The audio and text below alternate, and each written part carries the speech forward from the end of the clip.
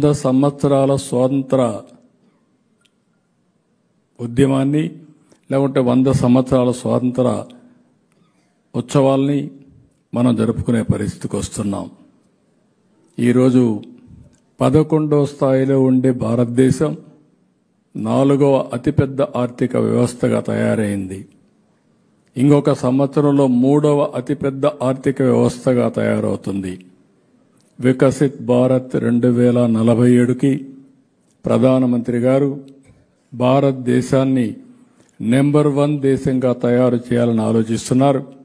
అదే సమయంలో ఆంధ్రప్రదేశ్ రాష్ట్రాన్ని స్వర్ణాంధ్ర 2047కి శ్రీకారం చుట్టామని చెప్పి కూడా నేను మీకు తెలియజేసుకుంటున్నా. ముందు పేదరికం పోవాలి, అందరూ ఆనందంగా ఉండాలి, ఆరోగ్యంగా ఉండాలి. అందుకే ఒకే స్లోగన్ పెట్టుకున్నాం, వెల్తీ హెల్తీ హ్యాపీ సొసైటీ లక్ష్యంగా ఈరోజు పనిచేస్తున్నాం.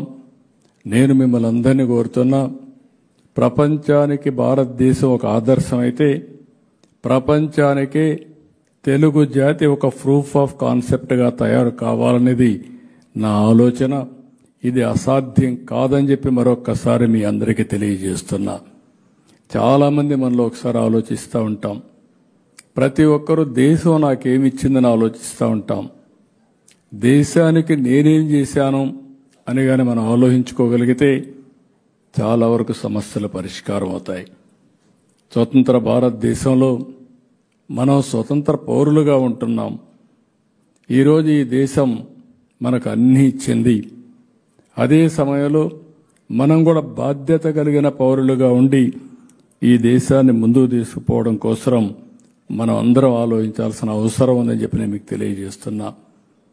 ఈరోజు చాలా దేశాలు మీరు చూస్తే సహజ సంపదలు కానీ, ఈ పాటలోనే వందే మాతరం పాట మీరు మొత్తంగా అర్థం చేసుకోగలిగితే ఈ దేశానికి ఉండే సకల సంపదలు ఏ విధంగా ప్రకృతుంది, ఏ విధంగా సంపదలు ఉన్నాయి, ఈ సంపదల్ని ఏ విధంగా అణగదొక్కే పరిస్థితికి బ్రిటిష్ వాళ్ళు వచ్చారో చాలా స్పష్టంగా చెప్పారు.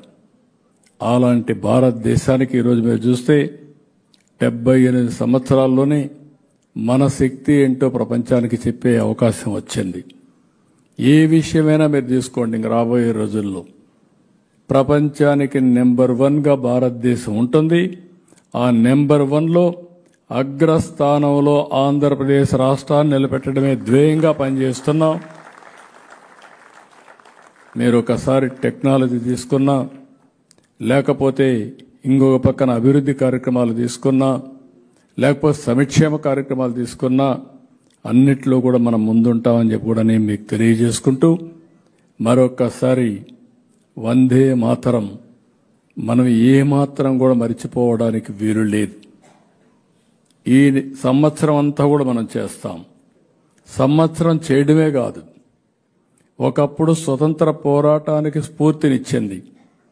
ఈరోజు భారతదేశాన్ని నెంబర్ 1 దేశంగా నిలబెట్టడానికి, అందులో కూడా ఆ నెంబర్ 1 దేశంగా ఉన్నప్పుడు ఆంధ్రప్రదేశ్ భారతదేశంలో నెంబర్ 1గా ఉండే స్ఫూర్తినివ్వడానికి ఈ వందే మాత్రం ఒక టానిక్గా పనిచేయాలని మనస్ఫూర్తిగా ఆకాంక్షిస్తున్నా. ఇలాంటి సభ ఇది మొదటి దశ మాత్రం. రాను రాను ఇంకా పెద్ద ఎత్తున చేద్దాం.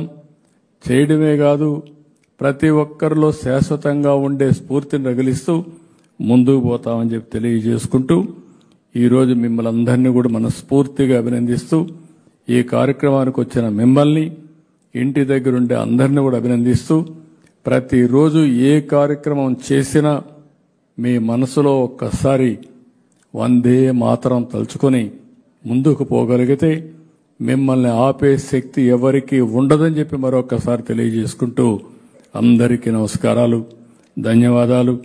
ఇప్పుడు గట్టిగా మరొకసారి వందే మాతరం, వందే మాతరం, వందే మాతరం. జై తెలుగు తల్లి, జై తెలుగు తల్లి, జై తెలుగు తల్లి. ఒక పక్క దేశం, ఒక పక్క మన రాష్ట్రం. అప్పుడే ఒక అతి శక్తివంతమైన జాతిగా మనం తయారు చేసుకుంటాం. ఇది అనునిత్యం గుర్తుపెట్టుకోవాల్సిందిగా మరొక్కసారి కోరుకుంటూ అందరికీ నమస్కారాలు. జై హింద్.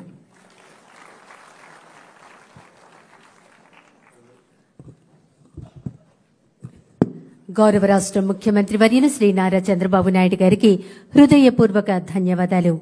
ఇప్పుడు జనగణ మన జాతీయ గీతాలాపన బ్యాండ్ బృందం వారిని ప్లే చేయవలసిందిగా కోరుతున్నాం. దయచేసి అందరూ లేచి నిలబడవలసిందిగా కోరుతున్నాం.